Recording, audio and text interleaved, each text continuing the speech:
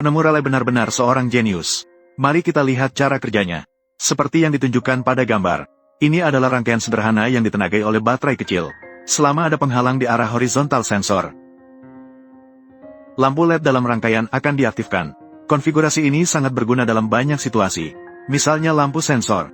Namun jika ada hambatan muncul, kita ingin melakukan hal lain, dan bukan hanya menyalakan LED, maka rangkaian ini tidak cocok. Misalnya ketika ada barang muncul di atas ban berjalan. Kita ingin menggunakan rangkaian ini untuk mengaktifkan ban berjalan. Apa yang harus kita lakukan? Sangat sederhana. Kita hanya perlu menghapus LED, kemudian sambungkan kabel yang terhubung. Transfer ke terminal input motor di bawah. Jelas, ini adalah demonstrasi yang salah. Sensor mendeteksi barang di ban berjalan, dan mengirimkan arus ke motor. Namun motor tidak akan bereaksi. Kenapa? Karena rangkaian ini ditenagai oleh beberapa baterai kecil. Arus ini terlalu kecil. Daya yang dihasilkan tidak cukup untuk menggerakkan motor. Apa yang harus kita lakukan? Sangat sederhana. Karena arusnya terlalu kecil, maka kita bisa menghapus kumpulan baterai, mengubahnya ke sumber 220 volt. Tegangan ini sepenuhnya dapat menggerakkan motor. Namun jelas, ini adalah demonstrasi yang salah lagi. Karena jika disambungkan seperti ini, komponen rangkaian kontrol akan segera terbakar. Karena tegangan pengenal dari komponen kecil ini seringkali sangat rendah. Sekalipun kita mundur sejauh 10.000 langkah, bahkan jika mereka mampu menahan tegangan yang begitu tinggi. Namun, sirkuit kontrol ini juga didorong oleh arus searah. Namun saat ini, kita menyediakan arus bolak-balik, kecuali kita mengintegrasikan beberapa komponen lain, seperti penyearah dan sejenisnya. Jika tidak, itu juga tidak akan berfungsi dengan baik. Lalu bagaimana kita harus melakukannya? Baiklah, saatnya bagi bintang hari ini untuk muncul. Relay. Fungsinya dapat membantu kita menyelesaikan semua masalah dengan mudah. Sinyal yang sebelumnya menerangi LED, sekarang akan bertanggung jawab untuk mengaktifkan atau mematikan relay. Dan sumber 220 volt terhubung ke motor. Dengan demikian, saluran penyediaan daya motor juga akan terkontrol. Mari kita lihat bagaimana cara kerjanya. Ada banyak jenis relay. Hari ini kita akan membahas relay elektromagnetik yang paling umum digunakan. Strukturnya sangat sederhana, terutama terdiri dari 3 bagian. Elektromagnet, sebuah armatur yang dapat bergerak, dan serangkaian kontak. Elektromagnet bukanlah hal yang asing. Itu terhubung di sirkuit kontrol. Begitu ada arus yang mengalir, itu akan menghasilkan medan magnet. Konsep ini telah kita pelajari di sekolah menengah pertama. Hukum Ampere.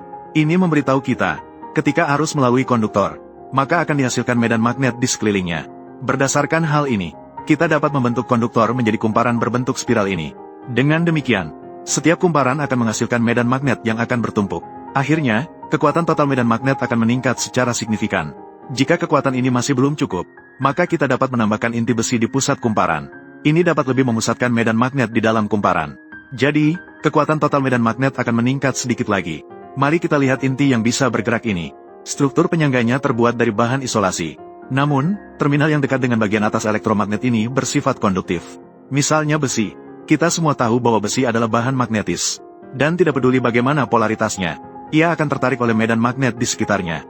Jadi, dengan bantuan bentuk tuas ini, armatur dapat bergerak seiring dengan pengoperasian atau penghentian elektromagnet, memberikan atau menghentikan tekanan pada elemen kontak di samping. Mari kita lihat kontaknya. Ia terhubung ke sirkuit kedua. Dalam keadaan saat ini, kedua kontak saling terpisah. Jadi, sirkuit ini berada dalam keadaan terbuka. Baiklah, kembali ke skenario yang telah disebutkan sebelumnya. Seperti yang ditunjukkan pada gambar. Begitu arus mencapai elektromagnet, medan magnet akan mulai terbentuk di sekitarnya. Memperhatikan, poin pentingnya adalah, terminal atas armatur dipaksa bergerak karena daya tarik medan magnet. Sementara terminal di bawahnya mulai memberikan tekanan pada elemen kontak di samping, sampai kedua kontak bersentuhan. Pada saat ini, sirkuit kedua terhubung. Motor di bawah mulai beroperasi. Sabuk pengangkut akan mulai bekerja. Bagaimana? Mudah, kan? Belum selesai ya? Mari kita lanjutkan. Relay yang baru saja kita bahas disebut sebagai sakelar normal terbuka. Mengingat ada sakelar normal terbuka. Jadi, apakah ada sakelar normal tertutup juga? Prinsip yang sama. Memang ada. Tampilannya seperti ini. Prinsip dasarnya tetap sama. Prinsipnya juga sangat sederhana. Ketika elektromagnet tidak dialiri listrik, sirkuit kedua selalu dalam keadaan tertutup. Begitu elektromagnet diaktifkan, armatur akan mendorong salah satu kontak, sehingga memutuskan sirkuit ini. Lalu, bagaimana cara memilih di antara keduanya? Mari kita ambil contoh sederhana. Yang di atas adalah sakelar normal tertutup. Berikut ini adalah sakelar normal terbuka. Jika kita ingin mengontrol sebuah lampu, agar lampu menyala selama 20 jam, mematikannya selama 4 jam. Pada saat ini, pilihan terbaik tentu saja adalah sakelar normal tertutup.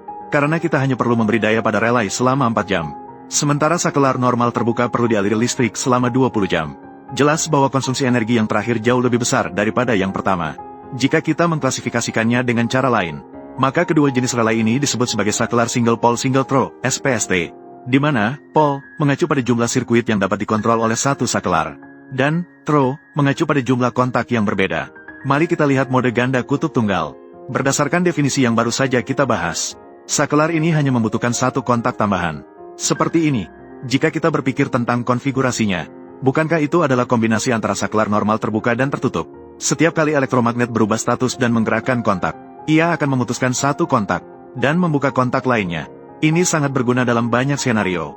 Maka itu menjadi sakelar double pole double throw, DPDT.